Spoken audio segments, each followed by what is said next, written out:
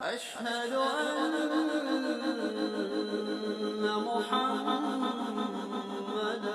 رسول الله۔ نبی اکرم صلی اللہ علیہ وسلم نے ایک مرتبہ 3 دفعہ قسم کھائی، واللہ لا یؤمنو، واللہ لا یؤمنو، واللہ لا یؤمنو۔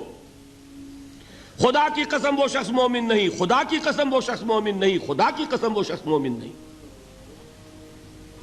واقعہ یہ ہے کہ ہم تصور نہیں کر سکتے کہ صحابہ کیسے لرز گئے ہوں گے، کانپ اٹھے ہوں گے، کون وہ بدبخت ہے، کون وہ شقی ہے جس کے بارے میں اللہ کے رسول 3 دفعہ قسم کھا کر فرما رہے ہیں کہ وہ صاحب ایمان نہیں۔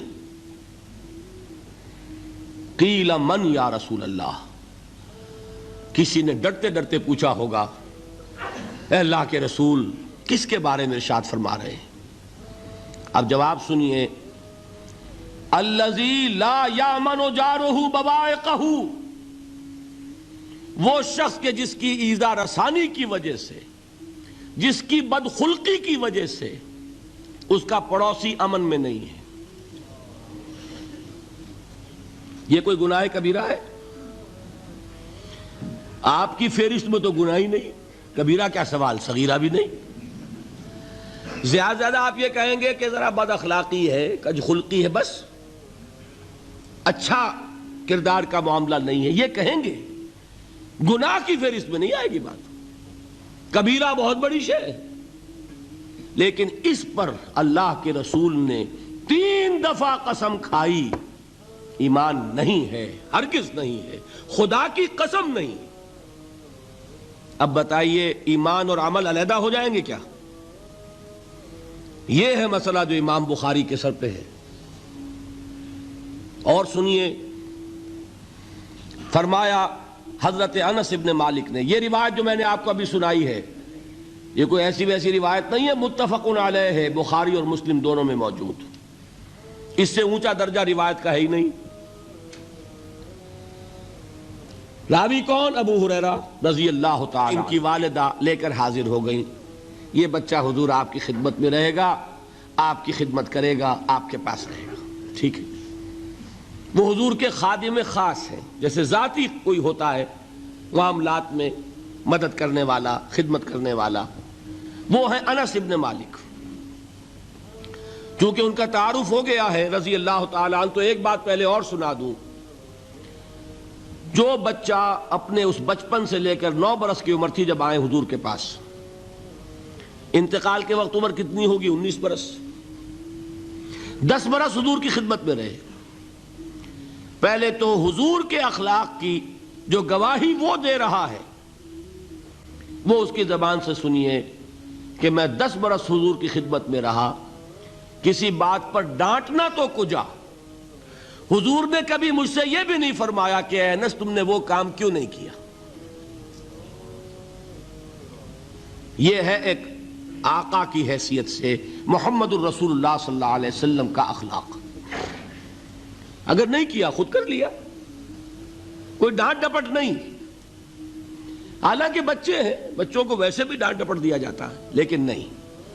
اب ان صحابی کی ایک گواہی سنیے، قلما خطبنا رسول اللہ صلی اللہ علیہ وسلم الا قال، فرماتے ہیں کہ شاذ ہی کبھی ایسا ہوا ہوگا کہ حضور نے کبھی خطبہ ارشاد فرمایا ہو اور اس میں یہ الفاظ نہ ہو۔ الفاظ سمجھ رہے؟ جب بھی خطبہ دیتے تھے آپ یہ الفاظ ضرور فرماتے تھے، شاذ کبھی رہ جائے تو رہ جائے، قلما خطبنا رسول اللہ صلی اللہ علیہ وسلم الا قال، کیا فرمایا؟ لا ایمان لمن لا امانت لہ ولا دین لمن لا عہد لہ، جس شخص میں امانت داری نہیں اس کا کوئی ایمان نہیں، جس میں ایفائے عہد نہیں اس کا کوئی دین نہیں۔ بنا پھرتا ہو وہ دیندار، بنا پھرتا ہو وہ صاحب ایمان اور امتی حضور کا، امانت داری نہیں تو ایمان نہیں، ایفائے عہد نہیں تو دین نہیں۔ کس کا فرمان ہے؟ کسی آج کے زمانے کے مفتی کی بات نہ سمجھ لیجئے گا کہ جس کو آسانی سے آپ چاہیں تو رد کر دیں، یہ محمد الرسول اللہ صلی اللہ علیہ وسلم کا فرمان ہے۔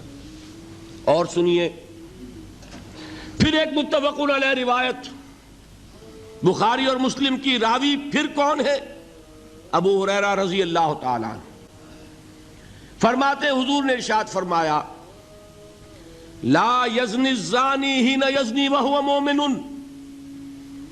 ولا یسرق السارق حین یسرق وہو مومن ولا یشرب الخمر حین یشرب وہو مومن۔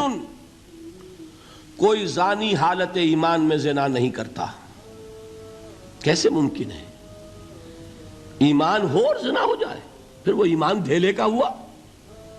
کیا قدر و قیمت اس ایمان کی؟ وہ تو اٹھا کر پھینک دینے کی چیز ہے۔ ایمان اور اخلاق پہ اثر انداز نہ ہو، ایمان اور کردار کو نہ بدلے، ایمان اور عمل کو نہ بدلے تو کس مرض کی دوا؟ پھینکو اٹھا کر۔ نہیں ممکن کہ ایمان ہو اور زنا ہو، نہیں ممکن کہ ایمان ہو اور چوری ہو۔ لا یسرق السارق حین یسرق وہو مومن۔ کوئی چور حالت ایمان میں چوری نہیں کرتا، کوئی شرابی حالت ایمان میں شراب نہیں پیتا۔ ولا یشرب الخمر حین یشرب وہو مومن۔ کوئی شراب پینے والا وہ مومن نہیں ہوتا جب وہ شراب پی رہا ہوتا ہے، اس وقت اس کے دل سے ایمان نکل جاتا ہے۔ اب دیکھیے یہاں کیا میں نے کل بتایا تھا نا، مغالطے کیا ہو گئے؟ مغالطے یہ ہو گئے کہ اس کو سمجھ لیا قانونی بات، یہ قانونی بات نہیں ہے، وہ قانونی ایمان کی بات نہیں ہو رہی، یہ حقیقی ایمان کی بات ہو رہی ہے۔ قانونی ایمان کی بات ہو تو یہ کافر ہو گیا، پھر کافر نہیں ہے۔ قانونی ایمان کا دار و مدار قول پر ہے، یہ وہ حقیقی ایمان ہے، قلبی یقین والا ایمان، اس کے بارے میں فرمایا جا رہا ہے۔ وہ دل سے نکل جاتا ہے تو گناہ ہو سکتا ہے۔ ایک اور حدیث میں حضور نے اس کو اور واضح کر دیا، جب کوئی شخص گناہ کرتا ہے تو ایمان اس کے دل سے نکل کر اور اس کے سر پر منڈلاتا ہے جیسے پرندہ ہو۔ اگر توبہ کرتا ہے تو واپس لوٹ آتا ہے، توبہ نہیں کرتا تو رخصت ہو جاتا ہے۔ بتائیے کوئی اشتباہ رہ گیا؟ لیکن خدا کے لیے دو انتہاؤں سے اپنے آپ کو بچائیے۔ ایک انتہا یہ کہ اس حدیث کی بنا پر آپ کافر قرار دے دیں۔ یہ غلطی کس سے ہوئی؟ کل بتایا تھا بھائی، کس سے؟ خوارج سے۔ خوارج سے یہی غلطی ہوئی۔ وہ فارسی کا ایک مصرع ہے کہ مردی و نامردی قدم فاصلہ دارد۔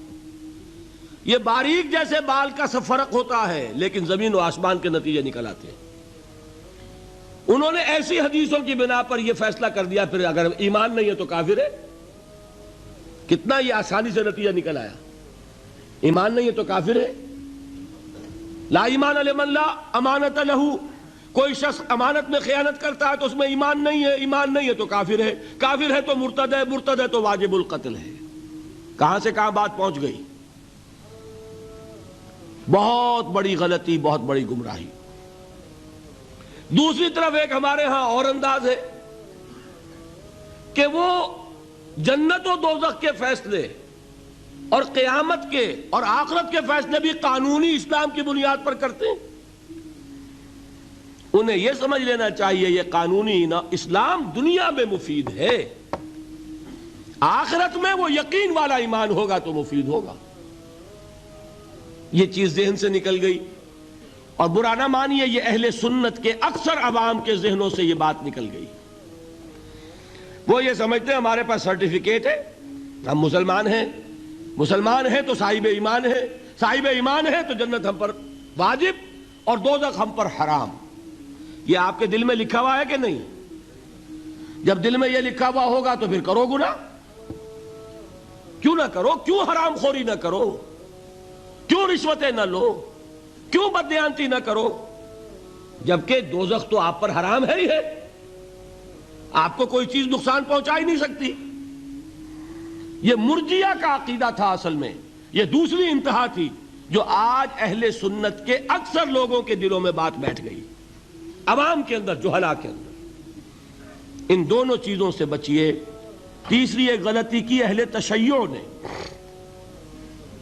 انہوں نے کیا غلطی کی؟ ایمان اور اسلام کے فیصلے دنیا میں کرنے لگ گئے.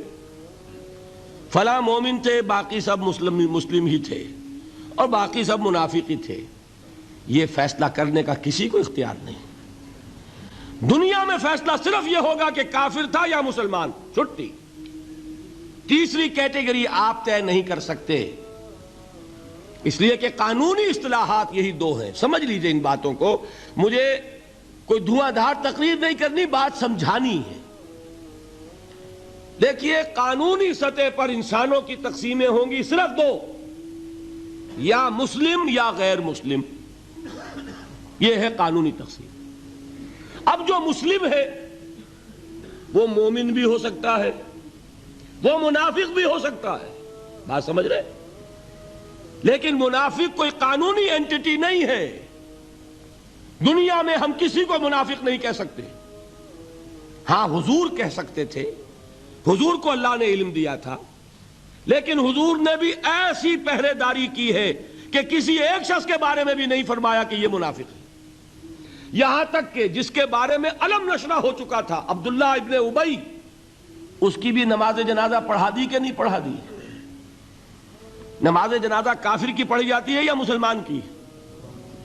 اس کا مطلب ہے عبداللہ ابن ابی کو بھی حضور نے آخری وقت تک مسلمان تسلیم کیا. منافق جو بھی ہے وہ اپنے اندر ہے، اللہ کے ہاں جا کر کھلے گا.